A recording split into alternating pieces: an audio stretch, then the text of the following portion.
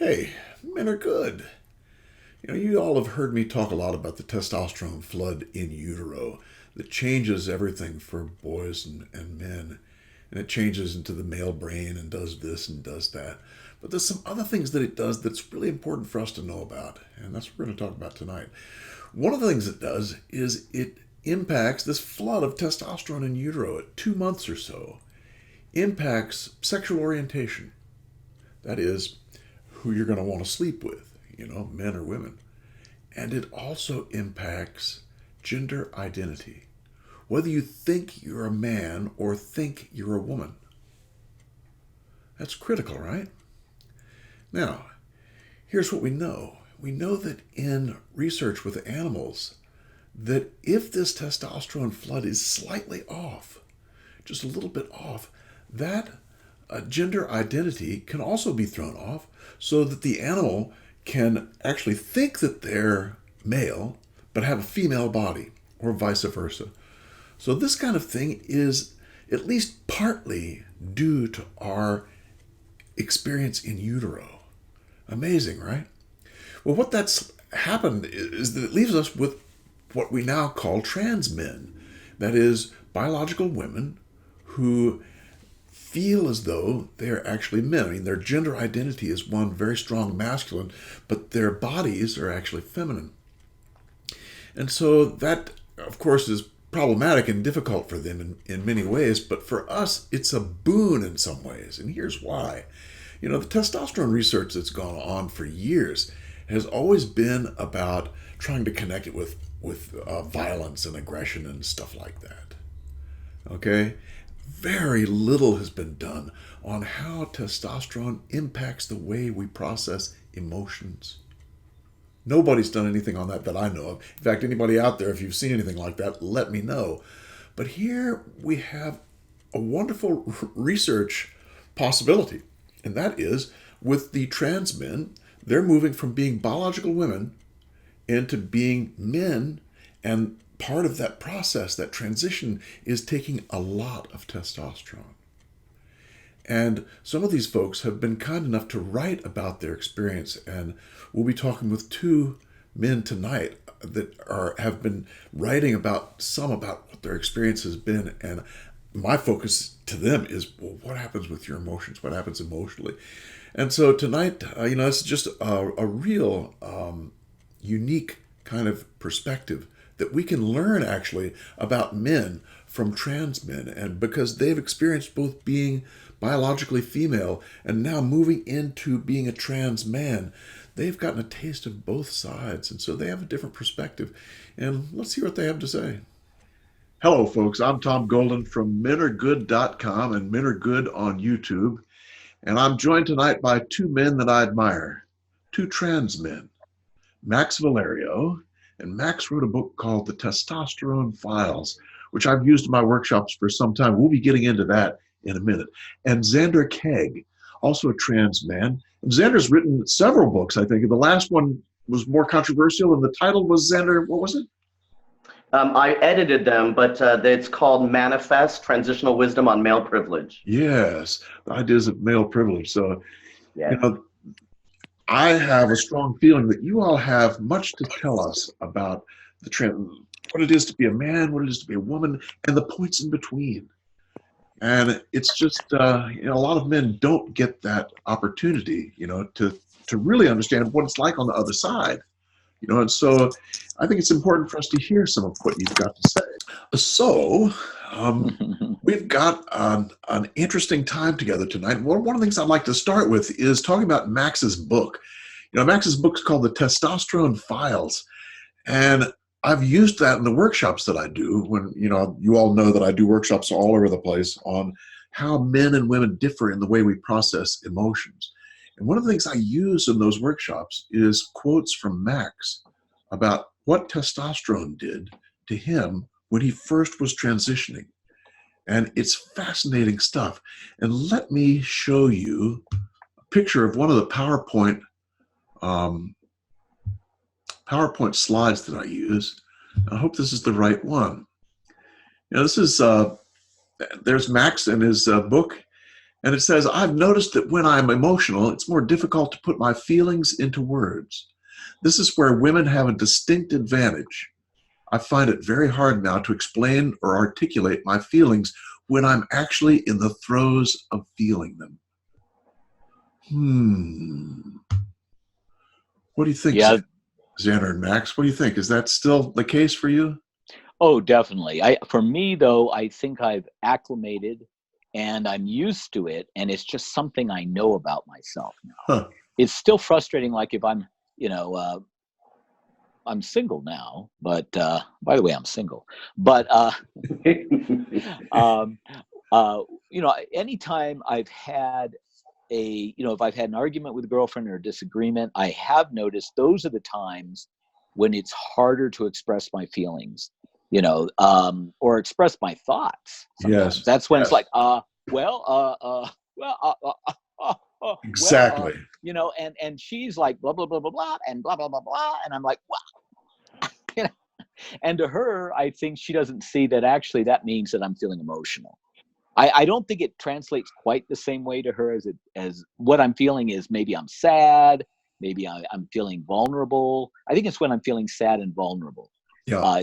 It's not when I'm feeling angry, but if I'm sad and vulnerable and I'm trying to express how that feels, it's harder to communicate through. Yes. There's like a barrier there of some kind that I Yes. didn't have before. I was more fluent in those situations before, I think, when I was estrogen based. Let's put it that way. When I was estrogen based, when I was female. Yeah. And of course, everybody should know, they may already know this, but everybody men and women have both hormones, Right. but it's the ratio. Trans people who are medically transitioning change the ratio of testosterone to estrogen or estrogen to testosterone. And what trans men do is we change our levels to what would be a normal male range. Right. So, and over time, that's why I look this way. I mean, I didn't start out looking like this or sounding like this, right? That would be weird, but it was it was over time. Yeah. Yes. But the testosterone is involved in that change. Yes. And I've seen men in therapy over and over again. You ask the woman, well, what are you feeling? Oh, da da da da da da da da da da da. And you turn to the guy and say, what are you feeling? He goes, and I've been there myself. It's very hard when you're in the midst of feeling something to be able to articulate it clearly. Yes. That has been a big change. I've got my guesses about why that is. And I think that testosterone scrambles emotions for men. And I think it does it for an evolutionary reason. Men have had to guard the perimeter for thousands of years. Mm-hmm. And you don't want the guy on the perimeter to be feeling something. You want him to pull the trigger. No, that's true. That is absolutely true. And so it's probably an evolutionary advantage then for men to not have that emotional stuff. I can figure it out later. If I take 2 or 3 hours later, I can go, oh yeah, I was feeling this, this, and this. But in the midst of it. Yeah. How about you, Zander? Well, it makes me think about if you're a man and you're in a law enforcement position or a military position, precisely, you're going to be overrun with emotions, but you have to put it aside and you have to act. Exactly. Right. So that makes sense to me in that setting. And I come from that background, law enforcement and military, but when I was in those spaces, I was female. And so I didn't understand it personally, but I saw it happen all the time. So I think one of the bits of knowledge that I've gained over the course of my 14 years or so on testosterone is that I have so much more empathy now for the way men experience the world in general. Yes. Because one of the things I've noticed is that before I was doing testosterone, my emotions, I could talk about them more deeply and not in the same way as Max, but I used to write poetry. I'm not a poet, there's a difference. And I could put a lot of emotion into the poems. And so it was all it was like in the upper part of my body almost. Whereas with the testosterone, I noticed that I had feelings, but they were more physical in nature, like maybe tingling or rushing of like energy to my limbs. Like it was more sensation based than emotional based. Huh. Right. So something would happen and I would get a sensation, Right. but it didn't feel like what I used to experience when I had Interesting. somebody said something that, was hurtful. Hurt didn't feel the same. Anger didn't feel the same. It's interesting. I don't know how to articulate it very well, but it was a distinct difference. And could you name it while you were having it, even though it was this bodily rush? Could you understand that was that feeling, or did that slip your attention? I don't really recall being able to do that. Right. I don't tend to get worked up very often. It's pretty rare. Well, damn. So I'm pretty mellow in that way, but this is how I've described it to people. From the age of 11 to the age of 39, I menstruated. And I could sum up my life like this. I had 1 week of premenstrual experience. I had 1 week of menstrual experience. Then I had 1 week of postmenstrual. I basically had one good week a month. And now I say I have 52 weeks a year. Like I have every week in the whole year. Is that good week now? Right. Interesting. Well, Interesting. Max, does that make sense? Do you yeah. Well, that. Right, because the emotions were stable for 1 week every month. So I think that there's definitely. I noticed that, after a while you get used to it, but there was definitely this flattening in general of emotions. Huh. And after the testosterone, and when it would spike, it would be something pretty intense. You wouldn't always be able to articulate it, especially if it was something where I'm feeling sad or upset. But if I'm angry, I feel that in a very more direct way, but I know not to act on, there's that whole thing about testosterone and aggression, which, is very controversial, or people, link the two. It's not quite as simple as people think it is. It's not quite like, oh, you're taking testosterone, you're going to become more aggressive. It's more like I felt impatience quicker, and in some ways I could put up my boundaries faster. But I didn't necessarily want to do something violent. I didn't want to do something violent, or, you're still somebody who can choose whether or not to act on certain impulses. Yeah. But there was definitely a phenomenon where I'm able to have my boundaries are stronger. Now I'm kind of meandering, I think. You can meander all you want, Max. Right, it's okay. Because it's kind of hard to describe some of these things. They're subtle. They're like flavors and nuances. Yes. I think, but Zander is saying something really fantastic and really, I think, accurate when he says we feel it differently in our bodies. And also there's that thing where in general, there's more of a groundedness, or the emotions are not going up and down as much. There's definitely not that sort of way up, way down, that permeability and that volatility, and where emotions are more on the surface, in a sense. So, Zander, would you say that Max's description of being way up and way down was true for 3 weeks out of the 4 for your life? Well, not in any extremes, because even pre-transition, I was still somewhat, mellow. My temperament hasn't changed that much, but it was more. If I had an experience of some sort of emotional discomfort or pain, I think I responded to it more.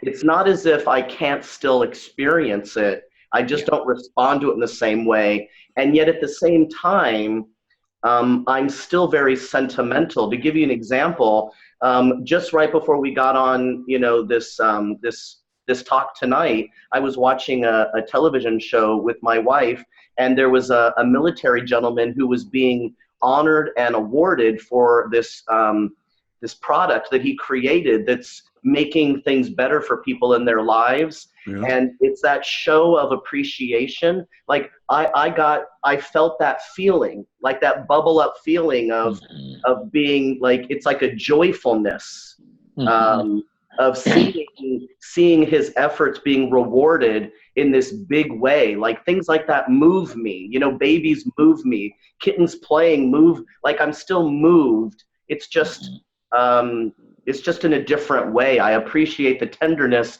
but I don't have to get all into it anymore. You know what I mean? I don't. I draw the line at babies. I draw the line at babies. Right? No, I'm just kidding. I think, Zander, too, you're talking about something that is human. It's not just female or male. I mean, I get that same sense, man. When I see a military guy doing something that's being honored, it's like, boom, this thing comes up in me. Just the honoring is a powerful force, particularly for men. Actually, the honoring is one of the most powerful forces in men in the way we process emotions. But anyway, let's go to the next slide, if I can find it. Let's see now. I just lost myself on my own computer. And I want to add to what Zander said in that, yes, it's absolutely true that I've had people who characterize what I wrote in the book, in the memoir, as saying that I don't have feelings anymore. Right. And I'm like, no, that's not what I was trying to say. Exactly. I'm still, you know, I am sentimental. I still have tears well up in my eyes sometimes. But it is this, there is a phenomenon where I am more, I'm not as overwhelmed, say, by feelings of sadness. Right. Yeah. You know, not usually. Something has to be pretty bad. Speaking of which, let's look at this next slide here. Here's what Max says in the testosterone file. Slowly, I began to realize that if I had felt this way as female, I would have cried easily, released this pent-up sadness and frustration through tears. Now I can't. I find it impossible to weep. Yes, I definitely experienced, you know, and again, I'm used to this now. For me, it's been 30 years, right? Yes. Actually, this book was written in the mid 90s, and it really is about the first 5 to 6 years on testosterone, really, right? So it was just delayed in getting published. Yeah. But in any case, yes, I remember going through that specifically as I wrote about it in that chapter in the book, where I remember thinking, wow, I haven't cried. Something's really different. And I realized, wait, I haven't cried for 3 months. Yeah. Or I cried a little bit, you know, but I haven't cried. Right. And then realizing that something happened where ordinarily I would have cried, and I still felt a lot of emotion, but I wasn't overcome. And I also didn't have, you know, and I didn't have this, you know, it's kind of embarrassing to talk about, but I was a pretty mellow person before too. And I don't think I was seen as very emotional. But I did do this thing where I would cry like every week or 10 days, sometimes for an hour, right? And in talking to women about that experience, they all go, oh yeah, well, yeah, of course, right? And I would go in my room, shut the door and cry because life was beautiful, or this happened, or that happened, or, you know, whatever. It could be any number of things, but it was this releasing of emotion, crying jags, I guess. And it wasn't something I ever did in public, I don't think, you know, but apparently a lot of, you know, women do that, and that stopped. That was gone. And now it's like I look back and I think, what the hell was I doing? I mean, what was wrong with me? And, you know, I mean, my God. And, you know, so now when I, you know, with my girlfriends, I know I do have this sort of window of understanding I think a lot of men don't have, because if I see my girlfriend acting like that, crying about something that to me is inexplicable, or it seems like, wow, what's the big deal? Or I wouldn't cry about that. I don't get mad or angry, or, you know, usually I don't get impatient. I just think, well, you know, this is because she's feeling things in a different way and processing her emotions. I like that, Tom, that you put it that way. She is processing her emotions in a different way. Yes. And, yeah. Yeah, good. Good. How about you, Zander? The tears dry up or not? I was never really a big crier. So I didn't have that experience. And that, as Max mentioned, there's something about the welling up, you know, getting the tears that come up. That still happens. That always happened. I never did have any of the crying, you know, like getting it out. But it made me think about how, so, you know, you'll hear about, and maybe even in your experience as a clinician with men that you can take a walk with them and they'll open up more. Or with teenage boys, you can go, shoot basketball while you're working with them. My wife's actually done that. She's a licensed clinician as well, and worked with young boys, and she'll go do more physical activities and they'll open up. And so I've heard it used in almost this negative way of, men need to process their emotions physically as if it's a negative. And it's like, but what is crying? Crying is a physical release. Yeah. Why does crying get elevated to this higher level of expression and going fishing with your buddy and sharing quiet moments together isn't as equally an expression of feeling and bonding and it's like, it's an interesting thing for me to think about. It's not as if it's come up, it's just sort of happening right now while we're talking. I'm more of an external processor, so things come up for me, but it's like, why do we relegate one to a higher place than the other? They're both physical forms of release of emotions. Yes, precisely. And men tend to use action or inaction. Men will go through solitude in order to grind on it, or they'll do something in honor of, in order to process that story. Yeah. In order to process the story, whereas the women will tend to emote and emote and emote, and both get the job done. Yeah. It's just a matter of different way to do it. Yeah, I think I'm more, I liked my solitude before, but I think I'm more into it now. Yeah. For what that's worth. I think I'm definitely more into it now. And I think I felt, and I wrote about this in the memoir, there was a moment where I noticed, because in the memoir, I'm always noticing the changes, right? But at some point I realized, wow, that sort of lingering sort of loneliness that was a flickering little flame, right? This sort of vulnerable loneliness is gone.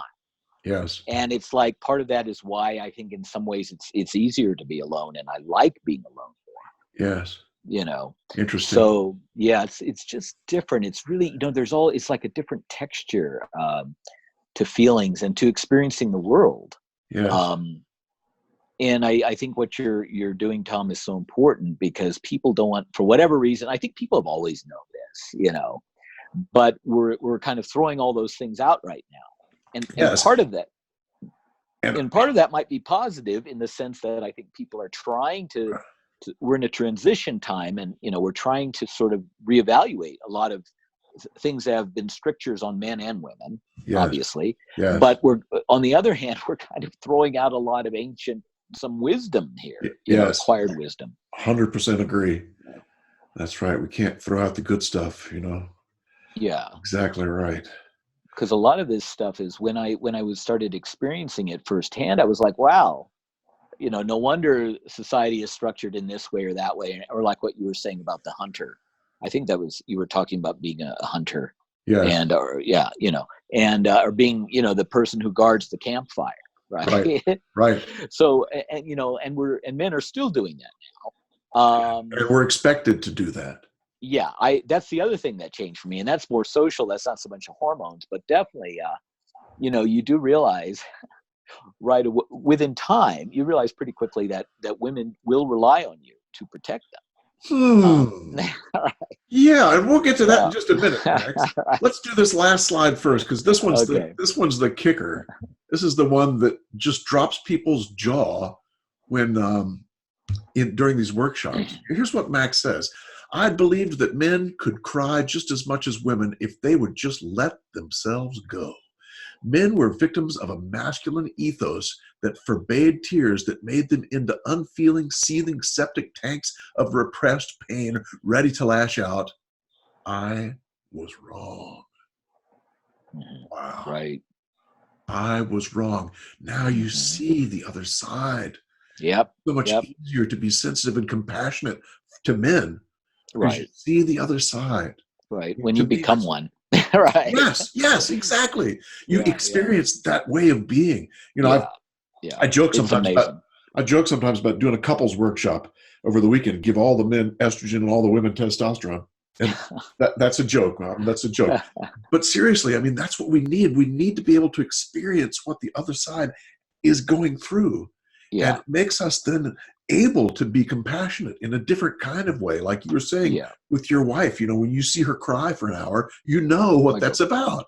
Right. Because you've been there. Right.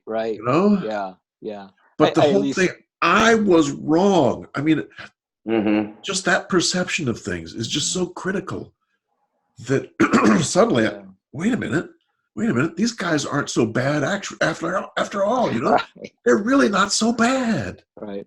I think when I was a kid, I didn't think, I felt very male and identified with maleness. It was really, what changed it for me was feminism. I hate to say this in a way, but it's true. Feminism inculcated me with a very anti-male worldview. Yes. And made me think, got me to thinking in that particular way. Yes. So when I actually became a guy, physically, when I moved in that direction, that's when the door, I realized, wow, a lot of this stuff is just wrong. Yes. It's just not true. Yeah. I remember you're writing in the book, you're saying that you lost a lot of your feminist friends, that they basically didn't like what you were saying, after you made the transition and started understanding men. Yeah. Well, a lot of people don't want to hear about it, or I was lucky in that I didn't lose most of my friends, but I have a lot of weird friends. So weird friends are good, man. Yes, weird friends are good. But definitely with the book, the book definitely, and the movie, I've been in movies where I've talked about this, the Max movie, which came out in 93. We made it in 91, and it was before the book. It was before the memoir. And I talked about, the way the hormones had changed me. And I was very, practically guileless, just sort of, hey, this is what happened. Guess what? It's amazing. and a lot of people were not happy about that, even when I was saying things like, wow, you know what? I took testosterone and I got stronger physically, more upper body strength, which should be obvious, but that this would happen. But it bothered a lot of the more feminist types, and they got very angry about that. Like, how dare you say that you got stronger? Yeah, it's interesting you would say that the feminism was a big part of this shift in the anti-male thinking, because I see that in our schools all the time now. These boys are being programmed to think that there's something wrong with men. It's heartbreaking. It's just heartbreaking. Zander, you thinking about things? What do you got to say? Well, I'm thinking about when I was 16 or 17 was my first foray into the lesbian community, right? It's like I'm meeting other women, and we're going out to events, the bars. I had a fake ID, so I was going clubbing. And I remember whenever we would have discussions, it would start to go towards this negativity about men. And I would chime in and I would say something like, well, my experience is different. And they would kind of look at me, and they'd be like, what do you mean? And I'm like, well, all the men in my family, my father, my uncles, they're very kind. But most of the women in my family were cold. And all of the abuse that I suffered as a young person was all from female individuals, not males. And so they would want to dismiss that as, well, but it's the patriarchy, right? You can't talk about your personal experience, it's the patriarchy. And I would be like, but I thought the personal was political, right? Like, whatever. Right. Hey, wait a minute. Wow. Whatever happened to my, my experience, my lived experience was valuable and informed, how I was in the world and how I viewed the world. But I noticed that it started to, my resistance to their talking that way began to fade over time. And then I just became a separatist. I was card carrying. I would do everything like avoid the grocery checkout line that had the male cashier in it. I think eventually I just drank the Kool-Aid and I went so far into it. Wow. That I'm shocked that I was able to come out of that. But I talk about in some of the other places that I've been interviewed, I talked about how, I started to identify as trans, but it wasn't until 8 years later that I took testosterone. And the whole reason was because I thought testosterone was going to make me violent. And that was from that socialization, that lesbian separatist socialization that I got. I mean, It really did a number on my understanding of myself and the world and my relationship to the men in my life. I've recovered from it, obviously, but it was a difficult pathway to dig myself out of. Yeah. It takes years, and I think one of the problems, and this is a little bit of an aside, but in terms of trans men like us, Zander, I think a lot of them are not being able, they're not being helped to make that transition to becoming men in a positive way. So many of the young trans men I see, and trans men in general, are very apologetic about being male. Wow. And I think this is a really bad thing. Of course, it reflects what's going on in society in general, especially right now. I think we're at a peak of male hate. I mean, I see things in the mass media, and CNN or MSNBC, where it's just right out of the playbook of a lesbian separatist, the lesbian separatist playbook. It sounds like the mid-'70s. I mean, lesbian separatism or second wave feminism from the mid-'70s. They're talking about, male privilege and patriarchy, even using those terms, the way they use them. It's like, I know where that kind of thinking, I know where it comes from, and I know where it leads. I don't think it leads to anywhere good. Yeah. Well, in toxic masculinity, so you have people, it doesn't even really matter their age in some ways, because it's where they are in their understanding of their transness. And so, and what they've been exposed to. And so you have people who, it's like they're not given the space to really consider, who am I? What do I want? What is my life like now? What am I going to do? These are questions I had to ask myself. What kind of man am I? Yes. In what way am I going to be a man in the world? And I had to undo years and years of thinking and conditioning that there was really nothing I could do, right? I had to, I don't know, take back my own power in some ways. Like I thought I had power, but I think it was more of a collective power. I had been robbed of my individual power, and I had been plugged into almost like the lesbian Borg, right? Like I needed to unplug, and I needed to go back to my own, which is how I came in. I came in very individually strong, and over years, 25 years, I was part of that community. So but I find that it's like, if people don't know that there are alternatives, that there are men like Max and I that are out there, and even young ones. There's some great young guys doing great things out there on the YouTube. So it's happening, but I don't think we're the minority. I mean, we're transsexuals, right? We're not transgender, so that makes a difference also. We're binary in our gender. We're not non-binary. I think these things, we're distinctly different, and people want to put us all into one group. Yeah. It's fascinating to hear both of you talk about this transition, really, from the feminist way of thinking that's anti-male into seeing men as something different. That's a fascinating thing. And in fact, that takes us into the next slide I wanted to look at.